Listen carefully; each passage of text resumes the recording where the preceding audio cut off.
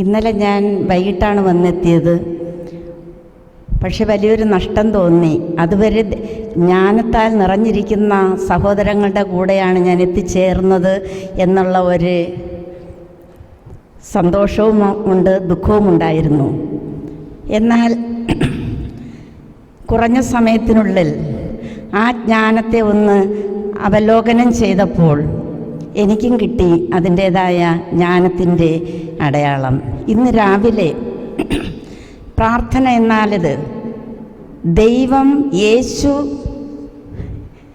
സ്വർഗം ഭൂമിയിലോട്ട് വന്നതാണ്, ഭൂമി സ്വർഗത്തിലോട്ട് പോകുന്നതല്ല.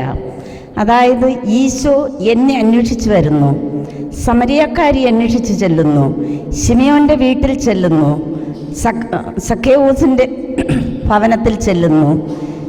അങ്ങനെയാണെങ്കിൽ പ്രാർത്ഥിക്കാൻ വളരെ എളുപ്പം തോന്നി, മാധുര്യം തോന്നി, സമയം പോകുന്നത് അറിയില്ല എന്ന് തോന്നി.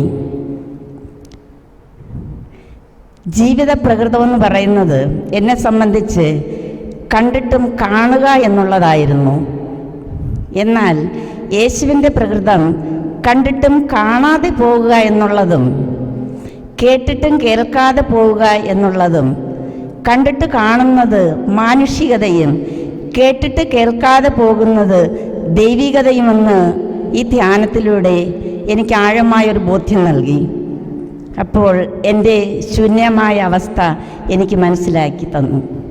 ദൈവത്തിനും മദറിനും സഹോദരങ്ങൾക്കും എല്ലാവർക്കും നന്ദി.